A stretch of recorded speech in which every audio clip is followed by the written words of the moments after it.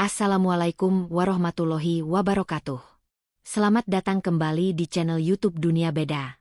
Tempat di mana takdir bisa berbalik dalam sekejap mata. Namaku Alina. Dulu, aku adalah putri raja di istana megah milik ayahku. Namun dalam satu malam yang kelam, takdir merenggut kakiku, dan ayahku sendiri membuangku seperti sampah. Bagaimana rasanya dipaksa menikah dengan pria yang disebut monster? Hanya karena aku kini wanita lumpuh yang tak berguna. Simak kisah perih perjalanan hidupku, yang akan mengoyak hatimu.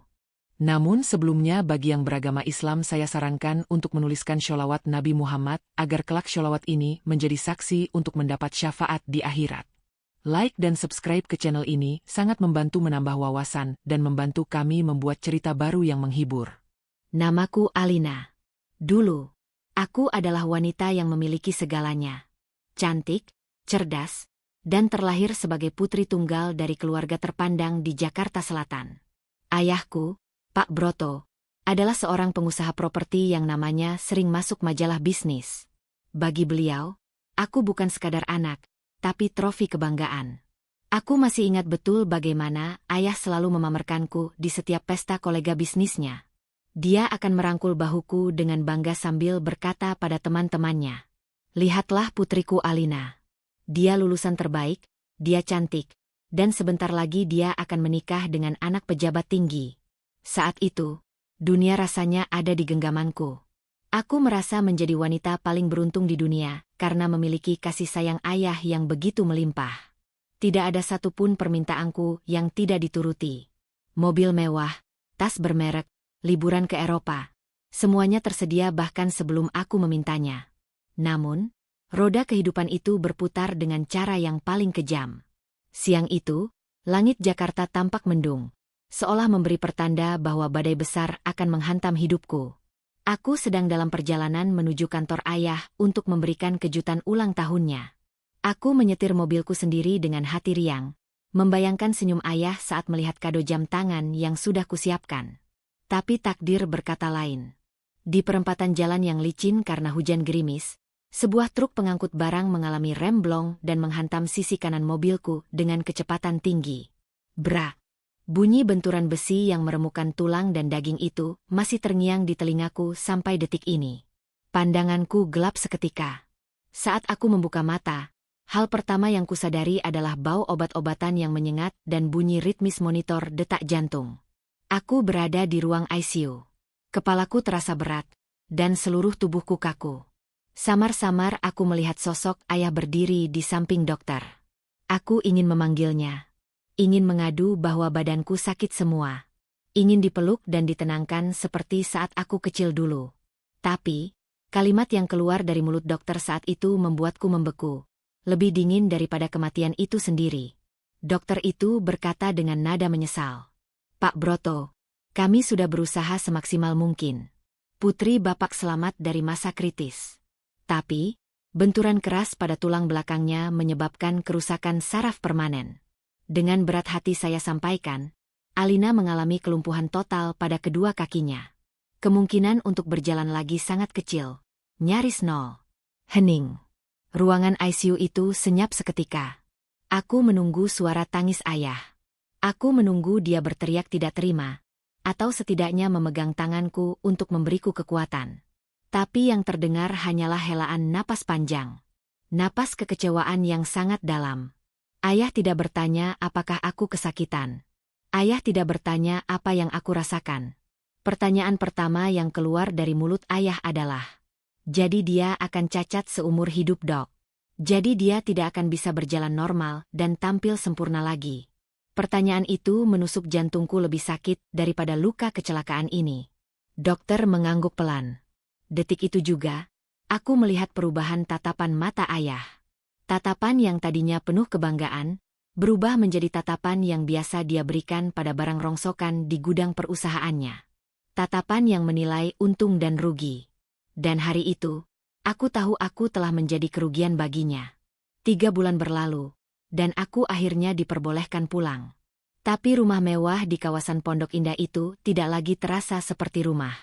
Saat mobil yang membawaku tiba di halaman, aku melihat Sarah, anak dari istri kedua ayah yang selama ini tinggal terpisah, sudah berdiri di depan pintu utama. Sarah tersenyum manis, tapi matanya memancarkan kepuasan yang aneh saat melihatku diangkat dari mobil ke kursi roda. Ayah berjalan mendahuluiku, tanpa menoleh sedikitpun.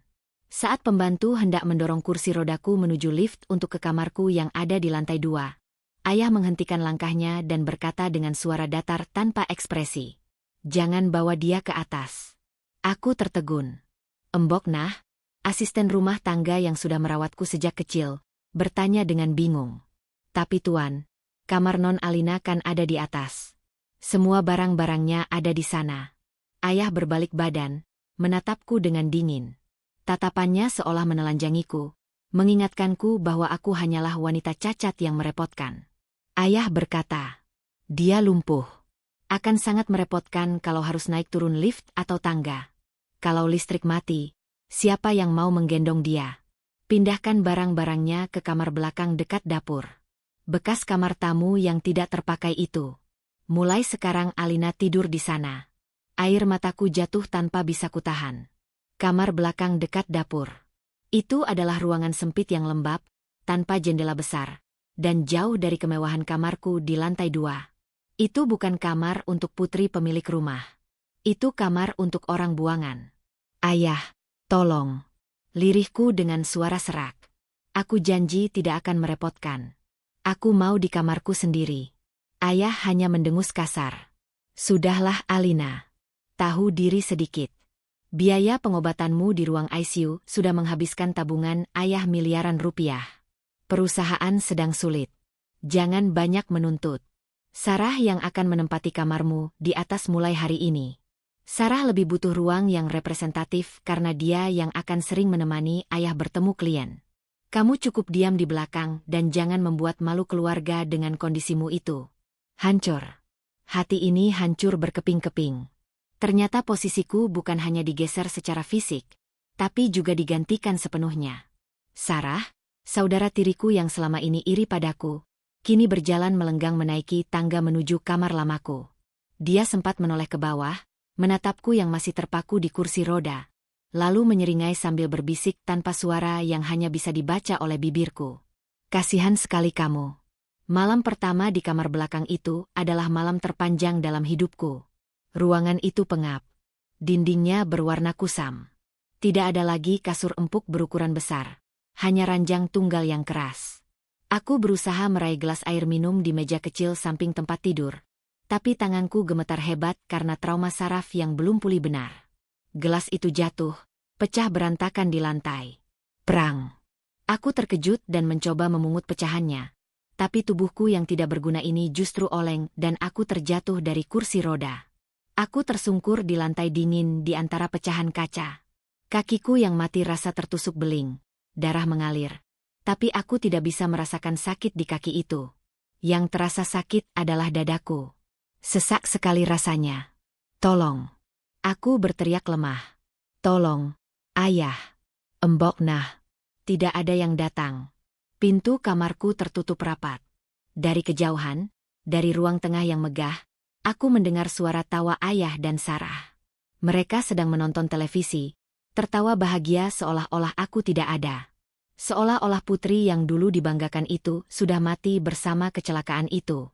Aku menyeret tubuhku dengan susah payah, menggunakan kedua tanganku untuk merayap kembali ke tempat tidur. Darah dari kakiku mengotori lantai. Malam itu, sambil memeluk lututku yang tidak bisa kugerakkan, aku menangis memanggil nama ibu kandungku yang sudah lama meninggal. "Ibu, kenapa ibu tidak mengajakku saja? Kenapa aku harus hidup tapi diperlakukan seperti sampah oleh ayah sendiri?" Hari-hari berikutnya adalah neraka dunia. Aku yang dulu sibuk dengan jadwal sosialita dan kuliah S2, kini hanya menghabiskan waktu menatap tembok. Embok Nah sering diam-diam memberiku makanan enak, tapi kalau ketahuan Sarah, makanan itu akan dibuang. Sarah sering masuk ke kamarku hanya untuk memamerkan baju-baju lamaku yang kini dia pakai. "Lihat Alina, baju ini lebih pas di badanku kan?" katanya sambil berputar-putar di depan cermin retak di kamarku. Suatu pagi, 6 bulan setelah kecelakaan, terjadi keributan besar di ruang tamu. Aku mendengar suara ayah membanting telepon. penasaran? Aku mengayuh kursi rodaku pelan-pelan menuju celah pintu yang sedikit terbuka. Kurang ajar, teriak ayah. Bank menolak perpanjangan kredit. Investor menarik diri semua. Kita bisa bangkrut bulan depan kalau tidak ada suntikan dana segar minimal 50 miliar. Sarah terdengar panik.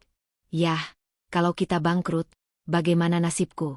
Aku tidak mau hidup miskin. Mobil sport baruku bagaimana? Teman-temanku akan menertawakanku kalau aku jadi miskin. Ayah terdengar mondar-mandir dengan gelisah. Langkah kakinya berat, menandakan kepanikan yang luar biasa. Lalu tiba-tiba suasana hening sejenak. Ayah berkata dengan nada rendah tapi penuh ketegangan. Ada satu jalan. Tuan Argan, pemilik Argan Corp. Dia sedang mencari istri. Gosipnya dia mau menggelontorkan dana tak terbatas untuk keluarga wanita yang mau menikah dengannya. Aku menahan napas di balik pintu. Nama Argan cukup terkenal di dunia bisnis, tapi bukan karena prestasinya saja, melainkan karena misterinya. Tidak ada media yang pernah memuat foto wajahnya yang jelas. Rumor yang beredar sangat mengerikan. Katanya dia pernah mengalami kebakaran hebat di pabrik kimianya 10 tahun lalu yang membuat seluruh tubuh dan wajahnya hancur. Katanya dia cacat mengerikan, temperamental, kejam, dan suka menyiksa orang. Itulah sebabnya di usianya yang matang, tidak ada wanita yang sudi mendekatinya meskipun dia kaya raya. Sarah langsung berteriak histeris. Ayah jangan gila. Aku tidak mau. Dia itu monster ya. Teman-temanku bilang wajahnya seperti hantu. Aku masih muda. Aku cantik. Masa depanku cerah. Jangan korbankan aku untuk menikah sama monster buruk rupa itu. Aku tidak mau mati muda ya. Aku mendengar langkah kaki ayah mendekat ke arah lorong belakang, tempat aku bersembunyi. Jantungku berdegup kencang. Firasatku buruk sekali. Pintu kamarku didorong kasar hingga terbuka lebar. Ayah berdiri di sana dengan wajah merah padam dan mata yang berkilat menakutkan. Di belakangnya, Sarah berdiri sambil bersedekap. Wajahnya yang tadi panik kini berubah lega saat melihatku. Ayah menatapku dari ujung rambut sampai ujung kaki yang layu di kursi roda. Senyum miring terbit di bibirnya. Senyum yang membuat darahku berdesir ngeri. Kamu dengar pembicaraan kami kan, Alina? Tanya ayah dingin. Aku mengangguk pelan. Ketakutan. Bagus, kata ayah sambil melangkah masuk, mendesakku ke sudut ruangan. Selama 6 bulan ini kamu hanya menjadi beban di rumah ini. Makan, tidur, berobat, semuanya pakai uang. Kamu tidak bisa kerja, tidak bisa apa-apa. Sekarang, saatnya kamu balas budi. Aku menelan ludah, suaraku bergetar hebat. Maksud ayah, kamu yang akan menikah dengan Tuan Argan. Putus ayah tegas tanpa keraguan sedikitpun. Mataku membelalak. Air mata langsung menggenang. Tapi ya, aku lumpuh. Tuan Argan pasti ingin istri yang sempurna. Dan lagi, rumor tentang dia. Dia kejam ya. Ayah tega menjualku pada orang yang tidak dikenal. Ayah mau menukar nyawaku dengan uang. Ayah tertawa meremehkan. Justru karena kamu lumpuh, kamu tidak punya pilihan, Alina. Siapa lagi laki-laki yang mau sama wanita cacat sepertimu? Bersyukurlah ada orang kaya yang mau menampungmu. Lagi pula, Tuan Argan itu konon wajahnya hancur. Jadi cocok kan? Si buruk rupa dan si lumpuh. Pasangan serasi. Sarah menimpali dari belakang dengan nada mengejek. Iya Kak Alina. Itung-itung berbakti sama orang tua. Kasihan ayah kalau perusahaan bangkrut. Kamu kan sayang ayah. Buktikan dong. Jangan cuma jadi benalu. Lagian kalau kamu nikah sama Tuan Argan, kamu bisa tinggal di rumah dia yang besar. Syukur-syukur kalau kamu masih hidup seminggu setelah nikah. Kata-kata benalu itu menampar harga diriku. Aku menatap ayah, mencari sisa-sisa kasih sayang di matanya. Ayah, aku ini anak kandung ayah. Darah daging ayah. Apakah harta lebih penting daripada kebahagiaan anak ayah sendiri? Apakah aku sudah tidak ada harganya lagi di mata ayah? Ayah membungkuk, mencengkeram pegangan kursi rodaku dengan kuat, lalu mendekatkan wajahnya ke wajahku. Matanya tidak menyiratkan belas kasih, hanya ambisi. Dengar baik-baik Alina. Kalau kamu menolak, Detik ini juga ayah akan usir kamu dari rumah ini tanpa membawa sepeser pun uang. Silakan menggelandang di jalanan dengan kursi rodamu itu. Pilih mana? Menikah dan jadi nyonya besar, atau mati kelaparan di pinggir jalan? Aku menangis terseduh-seduh. Tidak ada pilihan. Benar-benar tidak ada pilihan. Di dunia ini aku tidak punya siapa-siapa lagi selain ayah. Jika aku diusir, bagaimana aku bisa bertahan hidup dengan kondisi kaki seperti ini? Aku bahkan tidak bisa berjalan ke kamar mandi sendiri. Dengan bibir gemetar dan hati yang remuk redam, aku mengangguk pelan. Baik, Yah. Aku mau. Aku akan menikah dengannya. Ayah langsung menegakkan tubuhnya. Wajahnya cerah seketika seolah baru saja memenangkan lotre. Nah, begitu dong. Itu baru anak berbakti. Besok perwakilan Tuan Argan akan datang untuk melamar. Persiapkan dirimu. Jangan bikin malu. Pakai baju yang paling bagus. Tutupi kakimu itu dengan selimut. Ayah dan Sarah pergi meninggalkan kamarku, menutup pintu tanpa perasaan. Aku kembali sendirian dalam kegelapan. Malam itu, aku sholat tahajud di atas kursi roda. Dalam sujud yang terbatas itu, aku mengadu pada Allah. Ya Allah, jika ini adalah jalan takdirku, kuatkanlah bahuku. Jika suamiku nanti adalah monster seperti yang orang katakan, lindungilah aku. Aku pasrahkan hidup dan matiku hanya kepadamu. Engkau satu-satunya tempatku bersandar saat manusia yang seharusnya melindungiku justru membuangku. Aku tidak tahu bahwa keputusan malam itu akan mengubah hidupku selamanya. Aku mengira aku sedang berjalan menuju neraka, menuju pelukan monster yang kejam. Tapi aku lupa bahwa Allah Maha membolak-balikan keadaan, dan terkadang hadiah terindah dibungkus dengan kertas yang paling kusam. Namun saat itu, yang kutahu hanyalah ketakutan yang amat sangat akan masa depan yang gelap. Bayangan wajah hancur Tuan Argan terus menghantuiku, membuatku terjaga sepanjang malam dalam tangis yang tak berkesudahan. Matahari terbit di ufuk timur Jakarta, membawa cahaya oranye yang seharusnya menghangatkan. Tapi bagiku, sinar matahari pagi ini terasa sedingin es. Hari ini adalah hari pernikahanku. Tidak ada tenda biru, tidak ada janjiur kelapa melengkung di depan pagar, dan tidak ada barisan pagar ayu yang tersenyum menyambut tamu. Rumah kami sepi, senyap, seolah-olah sedang berkabung, bukan merayakan penyatuan dua insan. Sejak subuh, Embok Nah memandikanku dengan air hangat yang dicampur kembang 7 rupa. Tangan tua Embok Nah gemetar saat mengusap punggungku. Aku bisa merasakan air matanya menetes di bahuku yang telanjang. Non Alina yang sabar ya, bisik Embok Nah dengan suara serak menahan tangis. Embok akan selalu berdoa buat Non. Semoga suami Non orang baik, tidak seperti yang digosipkan orang-orang. Aku hanya tersenyum hambar.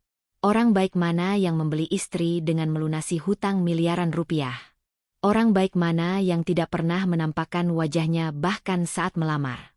Setelah dimandikan, aku didudukkan di depan meja rias di kamar lamaku di lantai 2. Ya, khusus hari ini, ayah mengizinkan aku naik ke kamar lamaku, bukan karena sayang, tapi agar aku terlihat layak jual.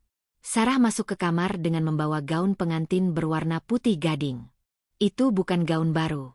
Itu gaun bekas Sarah yang pernah dia pakai untuk pemotretan majalah setahun lalu. Pakai ini, kata Sarah sambil melempar gaun itu ke pangkuanku. Sayang kalau beli baru. Toh cuma dipakai sekali seumur hidup. Itu pun kalau kamu beruntung bisa hidup lama sama si monster itu. Aku tidak membalas. Aku membiarkan perias sewaan ayah memoles wajahku. Bedak tebal menutupi kantung mataku yang menghitam karena menangis semalaman. Lipstik merah dipoleskan di bibirku yang pucat. Saat aku menatap cermin, aku tidak mengenali wanita di sana. Dia cantik, seperti boneka porselen, tapi matanya kosong. Seperti mayat hidup yang didandani. Tepat pukul 9 pagi, rombongan itu datang. Bukan dengan arak-arakan musik rebana atau klakson meriah. 3 mobil sedan hitam mengkilap masuk ke halaman rumah kami. Kaca mobilnya gelap pekat, membuat siapapun di luar tidak bisa melihat ke dalam. Jantungku berdegup kencang, seakan mau meledak. Apakah Tuan Argan ada di dalam salah satu mobil itu? Apakah dia akan keluar dengan wajah hancurnya dan menyeretku pergi? Ayah menyambut mereka di pintu utama dengan senyum lebar yang dipaksakan. Seorang pria parubaya berjas hitam rapi turun dari mobil paling depan. Wajahnya kaku, tanpa ekspresi. Dia memperkenalkan diri sebagai Pak Hadi, asisten pribadi Tuan Argan. "Di mana Tuan Argan?" tanya ayah sambil celingukan melihat ke arah mobil. Pak Hadi menjawab dengan nada datar dan dingin. "Tuan Argan tidak bisa hadir. Beliau mewakilkan pernikahan ini kepada saya secara hukum dan agama. Sesuai kesepakatan, Tuan Argan tidak suka keramaian." Ayah tampak kecewa sejenak, tapi matanya langsung berbinar ketika Pak Hadi mengeluarkan sebuah map tebal dari tas kerjanya. "Ini adalah bukti pelunasan seluruh hutang perusahaan Bapak, serta sertifikat rumah ini yang sudah kami tebus dari bank. Semuanya sudah lunas. Sekarang, mana pengantin wanitanya?" Ayah gemetar menerima map itu. Dia membukanya, melihat angka-angka di kertas cek, lalu tertawa kecil. Tawa yang terdengar sangat menjijikkan di telingaku. Ada di dalam. Bawa dia keluar," teriak ayah lantang. Embok Nah mendorong kursi rodaku keluar dari kamar. Roda kursiku berdecit pelan di lantai marmer, suara yang menyayat hati di tengah keheningan ruangan.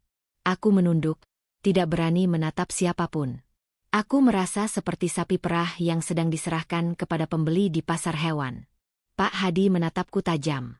Tatapannya menyelidik, seperti sedang memeriksa kualitas barang dagangan. "Ini Nona Alina?" tanya Pak Hadi. "Benar. Cantik kan? Kakinya memang lumpuh, tapi organ lainnya sehat. Dia bisa melayani suami dengan baik," kata ayah berpromosi, membuat perutku mual. Tanpa banyak bicara, proses akad nikah dilakukan. Sangat singkat, sangat cepat. Tidak ada tamu undangan, hanya ada saksi dari pihak RT setempat yang dibayar ayah, dan penghulu. Aku dinikahkan secara wakil. Aku mendengar ayah mengucapkan ijab kabul dengan lancar, menyerahkan tanggung jawab atas diriku kepada pria yang bahkan tidak hadir di sana. "Sah." Kata itu bergema di ruang tamu. Satu kata yang mengakhiri hidupku sebagai Alina putri Pak Broto, dan memulaiku sebagai Alina istri Tuan Argan. Tidak ada doa yang panjang. Tidak ada nasihat pernikahan. Setelah buku nikah ditandatangani, Pak Hadi langsung berdiri. "Kami akan membawa Nona Alina sekarang." "Sekarang?" tanyaku kaget. Suaraku tercekat. "Tapi, aku belum berpamitan dengan ibu. Maksudku, makam ibu. Tidak ada waktu." Perjalanan ke kediaman Tuan Argan cukup jauh. Beliau tidak suka menunggu, potong Pak Hadi tegas. Dua orang pengawal berbadan tegap maju mendekatiku. Mereka tidak membiarkan Embok Nah mendorongku lagi. Salah satu pengawal mengambil alih kursi rodaku. "Ayo, Nyonya," kata pengawal itu. Aku menoleh ke arah ayah. Berharap ada pelukan perpisahan. Berharap ayah akan mencium keningku dan berkata, "Jaga dirimu baik-baik nak." Tapi harapan itu pupus. Ayah sedang sibuk bersalaman dengan Pak Hadi, lalu matanya kembali terpaku pada cek bernilai miliaran di tangannya. Dia bahkan tidak melihat ke arahku saat aku didorong keluar pintu. Hanya Embok Nah yang mengejarku sampai ke teras. Dia menyelipkan sebuah bungkusan kecil ke tanganku. "Ini bekal kue kesukaan Non. Dan tasbih peninggalan almarhumah ibu. Jangan lupa sholat ya Non." "Allah tidak tidur." Tangis Embok Nah pecah. Aku menggenggam tangan keriput itu erat-erat. "Terima kasih, Embok." Pintu mobil sedan hitam itu terbuka.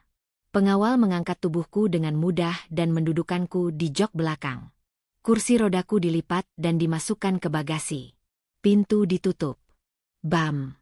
Suara pintu tertutup itu memisahkan aku dari dunia luarku selamanya. Mobil mulai bergerak meninggalkan halaman rumah yang penuh kenangan itu. Aku menempelkan wajahku ke kaca jendela, melihat sosok ayah yang sudah masuk ke dalam rumah tanpa menoleh lagi. Sarah melambaikan tangan dari balkon atas dengan senyum mengejek. "Selamat tinggal, neraka lamaku. Dan selamat datang, neraka baruku." Perjalanan itu terasa sangat panjang dan sunyi. Tidak ada yang bicara di dalam mobil. Pak Hadi duduk di kursi depan, sibuk dengan ponselnya. Sopir menyetir dengan tatapan lurus ke depan. AC mobil terasa sangat dingin menusuk tulang kakiku yang mati rasa. Kami keluar dari hiruk-pikuk Jakarta, masuk ke jalan tol menuju arah selatan. 1 jam berlalu, Pemandangan gedung pencakar langit berganti menjadi pepohonan hijau. Kami memasuki kawasan Bogor, terus naik ke arah puncak. Jalanan mulai berkelok-kelok dan menanjak. Kabut mulai turun, membuat suasana semakin mistis. Langit berubah menjadi abu-abu gelap, seolah mendukung suasana hatiku. Rintik hujan mulai turun membasahi kaca mobil. "Kita mau kemana, Pak?" tanyaku memberanikan diri. "Ke Villa Cempaka Hitam. Kediaman utama Tuan Argan. Letaknya di kaki Gunung Gede Pangrango," jawab Pak Hadi tanpa menoleh. Gunung. Tempat terpencil. Jauh dari keramaian. Ketakutanku semakin menjadi-jadi. Kenapa Tuan Argan tinggal di tempat sepi seperti itu? Apakah agar tidak ada orang yang mendengar teriakan korbannya? Imajinasiku mulai liar membayangkan ruang penyiksaan bawah tanah. Mobil berbelok keluar dari jalan raya, masuk ke jalanan kecil yang diapit hutan pinus lebat. Jalanan itu sepi, tidak ada rumah penduduk. Hanya ada pohon-pohon tinggi yang menjulang seperti raksasa yang siap menerkam. Setelah 15 menit menyusuri jalan hutan yang gelap, kami tiba di sebuah gerbang besi hitam yang sangat tinggi. Gerbang itu terbuka otomatis dengan suara berderit yang menyeramkan. Mobil masuk ke halaman yang sangat luas. Di tengah halaman, berdiri sebuah bangunan tua bergaya kolonial Belanda. Rumah itu besar, megah, tapi suram. Dindingnya terbuat dari batu alam berwarna gelap. Jendela-jendelanya besar dan tertutup tirai tebal. Tidak ada bunga warna-warni di taman, hanya ada semak-semak hijau tua yang dipangkas rapi tapi kaku. Ini istana monster itu, batinku gemetar. Mobil berhenti tepat di depan pintu utama yang terbuat dari kayu jati ukiran naga. Pengawal segera turun dan membukakan pintu untukku. Mereka mengeluarkan kursi rodaku, lalu mengangkatku pindah ke kursi itu. Hawa dingin pegunungan langsung menampar wajahku. Uap napasku terlihat mengepul di udara. Pak Hadi memimpin jalan. "Mari masuk, Nyonya. Tuan sudah menunggu." Kakiku tidak bisa melangkah, tapi tanganku gemetar hebat saat memegang sandaran kursi roda.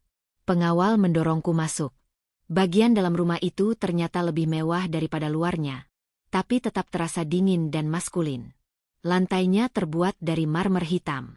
Lampu gantung kristal raksasa menggantung di langit-langit yang tinggi, memberikan cahaya kekuningan yang remang.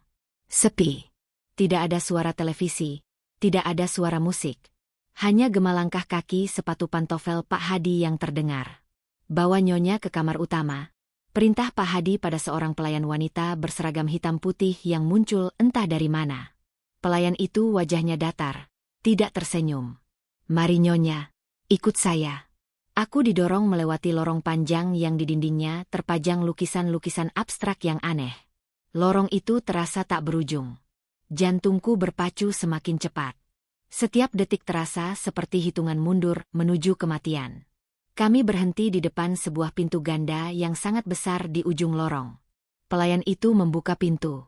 "Silakan istirahat di sini, Nyonya. Tuan Argan akan menemui Anda nanti malam." Aku didorong masuk, dan pelayan itu langsung keluar lagi, menutup pintu dari luar. Klik. Suara kunci diputar. Aku dikunci dari luar. Panik melanda diriku. Aku memutar kursi rodaku, mencoba menggapai gagang pintu. Terkunci. Aku terjebak. "Tolong. Jangan dikunci." Aku takut gelap, teriakku sambil memukul pintu kayu itu. Tapi tidak ada jawaban. Lapisan pintu itu terlalu tebal dan kedap suara. Aku berbalik menatap kamar itu. Kamar itu luasnya 3 kali lipat kamarku di rumah ayah. Ada ranjang king size dengan spray sutra hitam. Ada perapian yang menyala di sudut ruangan, memberikan sedikit kehangatan. Ada jendela kaca besar yang menghadap ke hutan pinus, tapi teralis besinya membuatku sadar ini adalah penjara emas. Di atas meja rias, ada sebuah nampan berisi makanan mewah. Steak daging, sup krim, dan segelas jus merah darah. Tapi nafsu makanku hilang. Aku mengayuh kursi rodaku mendekati jendela. Hujan semakin deras di luar. Petir menyambar, menerangi hutan yang gelap sesaat. Aku merasa sangat kecil dan tak berdaya. Aku membayangkan wajah Tuan Argan. Apakah kulitnya melepuh? Apakah matanya satu? Apakah dia akan memukulku kalau aku menolak melayaninya? Waktu berjalan sangat lambat. Detik berganti menit, menit berganti jam. Langit di luar sudah gelap gulita. Hanya cahaya api di perapian dan lampu tidur remang yang menerangi kamar. Tiba-tiba, aku mendengar suara. Cep, cep, cep. Suara langkah kaki berat mendekat dari arah lorong. Langkah kaki yang tegas dan berwibawa. Jantungku berhenti berdetak sesaat. Langkah itu berhenti tepat di depan pintu kamar. Gagang pintu bergerak perlahan. Kunci diputar. Klek. Pintu terbuka lebar. Cahaya dari lorong menyilaukan mataku sejenak, membentuk siluet tubuh seorang pria yang berdiri di ambang pintu. Tubuhnya tinggi besar, tegap, membayangi seluruh ruangan. Bahunya lebar. Dia mengenakan jas hitam yang basah oleh sisa hujan. Aku memejamkan mata erat-erat, mencengkeram pegangan kursi rodaku sampai buku jari memutih. Aku tidak berani melihat. Aku tidak siap melihat monster itu. Terdengar suara pintu ditutup kembali. Lalu langkah kaki itu mendekat. Semakin dekat. Aroma maskulin yang bercampur dengan bau hujan dan kayu cendana menusuk hidungku. Bukan bau busuk seperti bayanganku, tapi aroma yang memabukkan dan menenangkan. Langkah itu berhenti tepat di depanku. Aku bisa merasakan hawa tubuhnya yang hangat. Kenapa kamu memejamkan mata, Alina? Suara itu. Aku terkesiap. Itu bukan suara parau atau menyeramkan. Itu suara bariton yang dalam, lembut, namun penuh wibawa. Suara yang terasa familiar, seolah pernah kudengar di suatu tempat yang jauh di masa lalu. Getaran suaranya merambat masuk ke dadaku, membuat rasa takutku sedikit tergantikan oleh rasa penasaran. Buka matamu. Lihat suamimu. Perintahnya lagi, kali ini lebih lembut, seperti bujukan. Dengan napas tertahan dan keberanian yang dipaksakan, aku perlahan membuka kelopak mataku. Dan saat mataku terbuka sepenuhnya, duniaku seakan berhenti berputar. Mataku mengerjap perlahan, masih ragu untuk menerima kenyataan yang ada di depan mata. Di mana monster itu? Di mana pria dengan wajah hancur, kulit melepuh, dan mata satu yang diceritakan Sarah? Di mana sosok menyeramkan yang membuat semua wanita lari ketakutan? Sosok yang berdiri di hadapanku saat ini jauh dari kata monster. Pria itu memiliki rahang yang tegas, hidung mancung yang sempurna, dan kulit bersih tanpa cacat sedikitpun. Matanya tajam setajam elang, namun memancarkan kehangatan yang aneh, seolah-olah dia sedang menatap sesuatu yang sangat berharga. Rambutnya hitam legam, tersisir rapi ke belakang, sedikit basah karena air hujan. Dia mengenakan kemeja putih yang lengan bajunya digulung sampai siku, memperlihatkan otot tangannya yang kokoh. Dia tampan. Sangat tampan. Bahkan lebih tampan dari aktor film layar lebar yang sering kulihat di televisi. Mulutku ternganga sedikit, suaraku tercekat di tenggorokan. Aku bingung. Apakah ini asisten Tuan Argan yang lain? Atau mungkin, ini adalah prank jahat sebelum monster yang asli muncul. Kamu. Siapa kamu? Tanyaku terbata-bata. Tanganku mencengkeram erat pegangan kursi roda. Pria itu tersenyum tipis. Senyum yang membuat sudut matanya berkerut manis. Dia berlutut di depanku, mensejajarkan tingginya dengan kursi rodaku, agar dia tidak perlu menunduk menatapku. Tindakan sederhana itu membuat hatiku berdesir. Selama 6 bulan terakhir, semua orang menatapku dari atas ke bawah, seolah aku adalah makhluk rendah. Tapi pria ini, dia merendahkan tubuhnya demi menatap mataku sejajar. Saya Argan. Suamimu, jawabnya lembut. Suaranya tenang, mengalir seperti air sungai yang damai. Aku menggeleng tak percaya. Tidak mungkin. Tuan Argan itu. Katanya wajahnya hancur. Katanya dia menakutkan. Kamu pasti bohong. Argan terkekeh pelan. Dia mengulurkan tangannya, ragu-ragu sejenak, lalu dengan lembut menyentuh punggung tanganku yang dingin. Sentuhannya hangat, menyengat kulitku yang sudah lama tidak merasakan sentuhan kasih sayang. Dunia memang suka melebih-lebihkan cerita. Alina. Rumor itu sengaja saya biarkan beredar. Saya butuh ketenangan. Saya tidak ingin wanita mendekati saya hanya karena harta atau wajah saya. Saya mencari seseorang yang bisa melihat hati, bukan fisik. Dan rumor monster itu adalah filter terbaik untuk mengusir orang-orang yang dangkal. Air mataku menetes tanpa izin. Jadi kamu tidak cacat? Tidak, jawabnya singkat. Dia menatap lekat ke dalam mataku. Tapi sepertinya kamu kecewa. Apa kamu lebih suka kalau suamimu benar-benar monster? Bukan begitu, sahutku cepat. Aku hanya merasa tidak pantas. Kamu sempurna. Kamu kaya raya, tampan, dan berkuasa. Kenapa kamu mau menikah dengan wanita lumpuh sepertiku? Ayahku menjualku padamu karena aku barang rusak. Aku tidak bisa melayanimu dengan baik. Aku bahkan tidak bisa berjalan ke kamar mandi sendiri. Tangisanku pecah. Rasa rendah diri yang selama ini kupendam meledak keluar. Di hadapan kesempurnaan Argan, aku merasa semakin kecil. Aku merasa seperti debu kotor yang menempel di sepatu mahalnya. Tuan Argan tidak menjawab dengan kata-kata. Dia berdiri, lalu melakukan sesuatu yang membuat napasku berhenti seketika. Dia membungkuk, menyelipkan satu tangannya di bawah lututku dan tangan lainnya di punggungku. Dengan satu gerakan mudah, dia mengangkat tubuhku dari kursi roda. Apa yang kamu lakukan? Lepaskan. Aku berat. Aku kotor, teriakku panik. Diamlah, bisiknya tegas namun lembut di telingaku. Dia membawaku berjalan menuju tempat tidur besar di tengah ruangan. Langkahnya mantap. Dia tidak tampak keberatan sedikitpun mengangkat tubuhku. Dia meletakkanku di atas kasur empuk itu dengan sangat hati-hati, seolah aku adalah keramik mahal yang mudah pecah. Dia bahkan membenarkan letak bantal di belakang punggungku agar aku bisa bersandar dengan nyaman. Kemudian, dia menarik kursi kecil dan duduk di tepi ranjang, tepat di sampingku. Dia mengambil nampan makanan yang tadi dia baikan di meja rias. Kamu belum makan dari pagi kan? Tadi Hadi bilang kamu cuma diam saja sepanjang perjalanan. Katanya sambil memotong daging steak itu menjadi potongan-potongan kecil yang mudah dikunyah. Aku menatapnya dengan pandangan kabur karena air mata. Kenapa kamu baik padaku? Makan dulu. Nanti bicaranya. Potongnya. Dia menusuk sepotong daging dengan garpu, lalu mengarahkannya ke mulutku.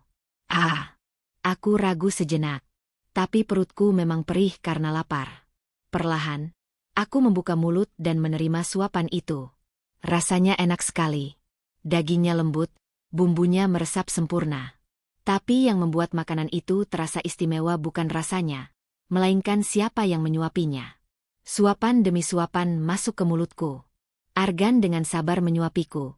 Sesekali mengelap sudut bibirku dengan tisu jika ada sisa saus yang belepotan. Tidak ada raut jijik di wajahnya. Tidak ada keterpaksaan. Dia melakukannya seolah-olah merawatku adalah tugas paling mulia di dunia. Sudah 6 bulan sejak kecelakaan itu, tidak ada satupun orang yang memperlakukanku semanusiawi ini. Bahkan ayahku sendiri jijik melihatku makan belepotan karena tanganku gemetar. Tapi pria asing ini, pria yang baru kenal beberapa jam lalu, memperlakukanku bak ratu. Setelah piring itu kosong, Argan memberiku minum. Lalu dia meletakkan gelas kosong itu kembali ke meja. Dia menatapku lagi, kali ini tatapannya lebih serius. Alina, dengarkan saya, ucapnya dengan nada dalam. Kamu bertanya kenapa saya memilih kamu. Kamu bilang kamu barang rusak. Kamu bilang kamu tidak pantas. Dia menghela napas panjang, lalu meraih tangan kananku, menggenggamnya erat dengan kedua tangannya. Bagi ayahmu, mungkin kelumpuhanmu adalah aib. Bagi saudara tirimu, itu adalah bahan tertawaan. Tapi bagi saya, kamu tetaplah Alina. Wanita yang sama. Nilaimu tidak berkurang 1 senti pun hanya karena kakimu tidak bisa melangkah. Kaki hanyalah alat transportasi tubuh, tapi hati dan jiwa adalah inti dari manusia. Dan jiwamu, Alina, jauh lebih indah daripada wanita manapun yang pernah saya temui yang berjalan dengan sepatu hak tinggi. Aku terisak pelan. Tapi aku tidak bisa jadi istri yang sempurna. Aku cacat. SSST. Argan meletakkan jari telunjuknya di bibirku. Jangan pernah sebut dirimu cacat di depan saya lagi. Mulai detik ini, di rumah ini, kamu bukan wanita lumpuh. Kamu adalah Nyonya Argan. Nyonya rumah ini. Semua pelayan di sini akan melayanimu. Dan saya. Dia mencondongkan wajahnya, menatapku lekat-lekat. Saya akan menjadi kakimu. Kemanapun kamu ingin pergi, saya yang akan menggendongmu. Apapun yang kamu butuhkan, tangan saya yang akan mengambilkannya. Kamu tidak perlu takut lagi. Neraka yang kamu alami di rumah ayahmu sudah berakhir. Di sini surgamu, Alina. Kata-katanya meruntuhkan tembok pertahanan yang kubangun selama ini. Aku menangis sejadi-jadinya. Bukan tangisan sedih, tapi tangisan haru yang melegakan dada. Aku menundukkan kepala, menyembunyikan wajahku di dadanya yang bidang. Tanpa ragu, Argan memelukku. Dia mengusap punggungku yang bergetar, membiarkan kemeja mahalnya basah oleh air mata dan ingusku. Malam itu, di tengah hujan badai di luar sana, aku menemukan kehangatan yang sudah lama hilang. Aku merasa aman. Setelah tangisku reda, Argan melepaskan pelukannya. Dia tersenyum, mengusap sisa air mata di pipiku dengan ibu jarinya. Sudah malam. Kamu harus istirahat. Perjalanan tadi pasti melelahkan, katanya. Aku tiba-tiba teringat sesuatu. Malam pertama. Kewajiban istri. Tubuhku menegang kembali. Aku menatapnya takut-takut. Apakah dia akan meminta haknya sekarang? Dengan kondisiku yang seperti ini. Seolah bisa membaca pikiranku, Argan menggeleng pelan sambil tersenyum menenangkan. Jangan khawatir. Saya tidak akan menyentuhmu malam ini. Saya tahu kamu lelah dan masih trauma. Kita punya waktu seumur hidup, Alina. Saya bisa menunggu sampai kamu benar-benar siap dan nyaman. Saya menikahimu untuk memuliakanmu, bukan untuk memaksamu. Dia menarik selimut tebal menutupi tubuhku sampai sebatas dada. Tidurlah. Saya akan tidur di sofa sana. Kalau butuh apa-apa, panggil saja. Argan berdiri, berjalan menuju lemari besar di sudut ruangan. Dia membuka jasnya, lalu melonggarkan dasinya. Gerakannya begitu maskulin dan mempesona. Aku memperhatikannya diam-diam dari balik selimut. Saat dia hendak mematikan lampu utama, dia berhenti sejenak. Dia merogoh saku dalam jasnya, mengeluarkan sebuah benda kecil yang tampak usang. Dia menimang-nimang benda itu sebentar sambil menatapku dengan senyum misterius. Oh ya, Alina. Ada satu hal lagi yang harus kamu tahu, katanya. Apa itu? Tanyaku penasaran. Dia berjalan mendekat lagi ke tepi ranjang, lalu meletakkan benda itu di telapak tanganku. Kamu mungkin lupa. Tapi saya tidak pernah lupa. 3 tahun lalu, saat dunia membuang saya, saat saya tidak punya apa-apa selain baju di badan, hanya satu orang yang berhenti dan menolong saya. Hanya satu orang yang memberikan ini pada saya. Aku menatap benda di tanganku. Itu adalah sebuah sapu tangan kain berwarna biru muda. Kainnya sudah kusam, tepiannya sudah agak brudul, dan ada noda coklat samar bekas darah yang sudah lama mengering. Di sudut sapu tangan itu, terdapat bordiran inisial namaku. Al. Mataku terbelalak. Ingatan masa lalu perlahan muncul di benakku seperti kepingan puzzle yang menyatu. 3 tahun lalu. Di sebuah gang sempit di belakang kampus. Pria gelandangan yang dipukuli preman. Kamu. Suaraku tercekat. Kamu pria itu. Pria yang kutolong di gang belakang kampus dulu. Argan mengangguk mantap. Matanya berkaca-kaca. Benar. Saya adalah pria yang kamu selamatkan hari itu. Pria yang kamu beri uang jajanmu dan sapu tangan ini untuk mengelap darah. Saat itu saya berjanji pada diri sendiri dan pada Allah. Jika suatu hari saya sukses, saya akan mencari wanita berhati malaikat itu. Saya akan memberikan seluruh dunia ini untuknya. Dia menggenggam tanganku yang memegang sapu tangan itu. Dan sekarang saya sudah menemukanmu. Bukan saya yang menyelamatkanmu dari ayahmu, Alina. Tapi kamulah yang menyelamatkan saya dulu. Pernikahan ini adalah cara saya membayar hutang nyawa dan cinta saya padamu. Aku terpaku. Mulutku terkunci rapat. Takdir macam apa ini ya Allah? Pria yang dulu kukira pengemis, kini menjadi suamiku yang berkuasa. Dan sapu tangan kusam ini, menjadi saksi bisu benang merah yang menghubungkan kami berdua. Malam itu, aku tidur dengan menggenggam sapu tangan itu erat-erat. Di luar hujan sudah reda, berganti dengan suara jangkrik yang bersahutan. Untuk pertama kalinya dalam 6 bulan, aku tidur tanpa mimpi buruk. Aku tidur dengan senyum di bibir, mengetahui bahwa di sofa sana, ada sesosok malaikat penjaga yang siap melindungiku dari dunia yang kejam. Namun, kebahagiaan itu ternyata baru permulaan dari ujian yang sesungguhnya. Aku tidak tahu bahwa di balik dinding tebal rumah ini, dan di balik masa lalu Argan, tersimpan rahasia besar yang akan menguji kesetiaan dan cinta kami. Dan esok hari, tamu tak diundang akan datang mengusik ketenangan surgaku yang baru saja dimulai. Sinar matahari pagi menerobos masuk melalui celah tirai sutra, menyapa wajahku dengan kehangatan yang belum pernah kurasakan selama berbulan-bulan. Aku mengerjap, menyesuaikan mata dengan cahaya terang itu. Butuh beberapa detik bagiku untuk menyadari bahwa aku tidak lagi berada di kamar gudang yang pengap dan berbau lembab. Aku berada di atas ranjang empuk yang luas, dikelilingi perabot mewah, dan aroma kopi segar yang menguar di udara. Aku menoleh ke samping. Kosong. Argan tidak ada di sana. Seketika kepanikan menyerangku. Apakah semalam hanya mimpi? Apakah kejadian Argan yang tampan dan baik hati itu hanya halusinasi otakku yang terlalu depresi? Jantungku berpacu cepat.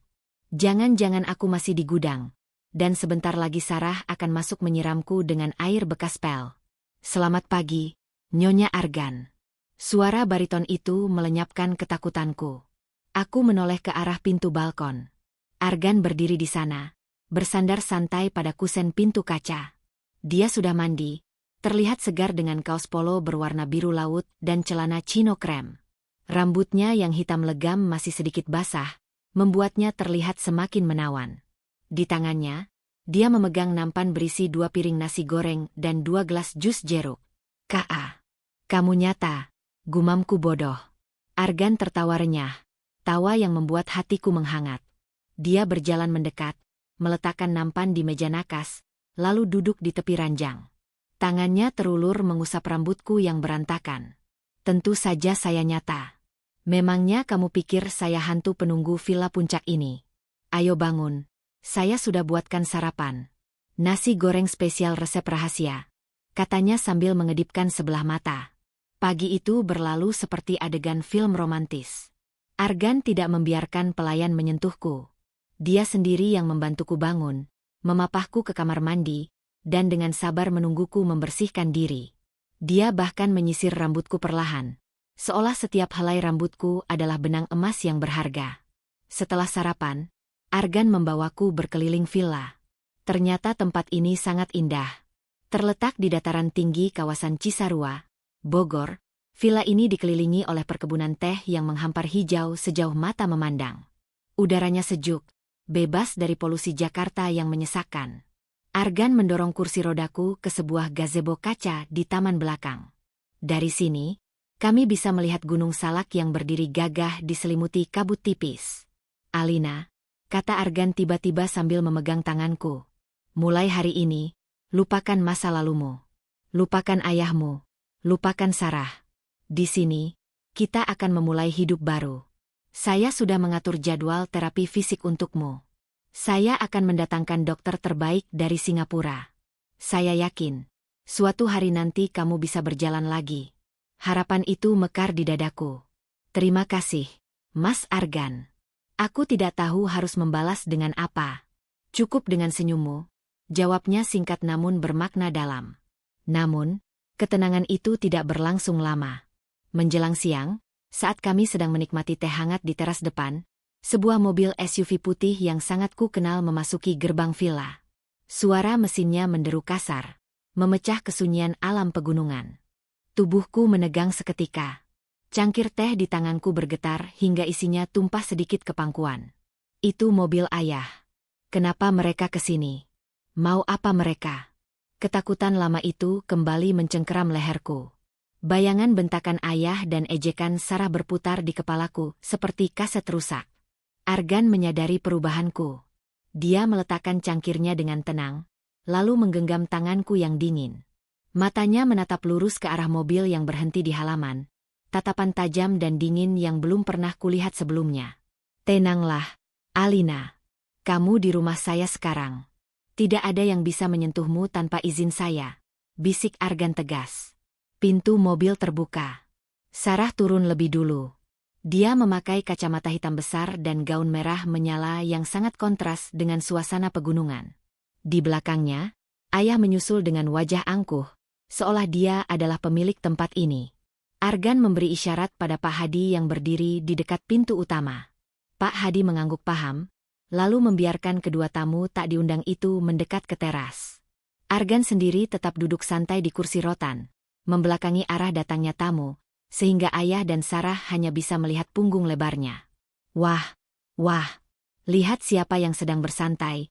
Suara cempreng Sarah terdengar memekakkan telinga. Dia berjalan melenggang naik ke teras tanpa permisi, langsung berdiri di depanku sambil berkacak pinggang. Sarah membuka kacamata hitamnya, menatapku dengan pandangan merendahkan. Masih hidup ternyata kamu. Kak, aku kira sudah mati dimakan monster. Atau jangan-jangan, kamu sudah disiksa habis-habisan ya sampai tidak bisa bicara. Ayah menyusul di belakangnya, tertawa kecil. Sudahlah Sarah. Biarkan dia menikmati sisa hidupnya. Alina, mana suamimu? Kami datang jauh-jauh dari Jakarta bukan untuk melihat wajah lesumu. Kami mau bertemu Tuan Argan. Ada urusan bisnis tambahan yang harus dibicarakan. Uang yang kemarin itu ternyata masih kurang untuk menutup biaya operasional bulan depan. Hatiku nyeri. Jadi mereka datang bukan untuk menjengukku. Mereka datang untuk memeras suamiku lagi. Mereka benar-benar menganggapku sapi perah. Argan masih diam, memunggunginya. Dia dengan tenang mengambil tisu, lalu membersihkan tumpahan teh di bajuku tanpa mempedulikan ocehan ayah dan Sarah. Hei, kamu Tulia. Ayah membentak, kesal karena diabaikan. Saya bicara sama Tuan Argan, bukan sama pembantu. Mana tuanmu? Atau jangan-jangan kamu ini tukang kebun yang disuruh jaga si lumpuh ini? Sarah terkikik geli. Ih ayah, jangan gitu. Tapi wajar sih kalau Alina cuma ditemani pembantu. Tuan Argan pasti jijik mau dekat-dekat sama wanita cacat. Paling Tuan Argan lagi sibuk di dalam. Mas, panggil majikan kamu dong. Bilang Pak Broto dan Sarah yang cantik datang. Argan berhenti mengelap bajuku. Dia meletakkan tisu kotor itu di meja dengan gerakan lambat namun penuh intimidasi. Perlahan, dia berdiri. Tubuhnya yang tinggi menjulang membuat bayangannya menutupi tubuh ayah yang lebih pendek. Argan berbalik badan perlahan.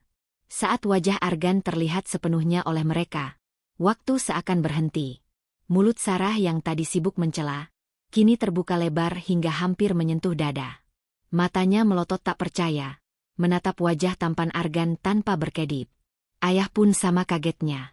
Dia mundur selangkah, wajahnya pucat pasi seolah melihat hantu. Siapa kamu? Tanya ayah terbata-bata. Argan tersenyum miring. Senyum yang sopan tapi mematikan.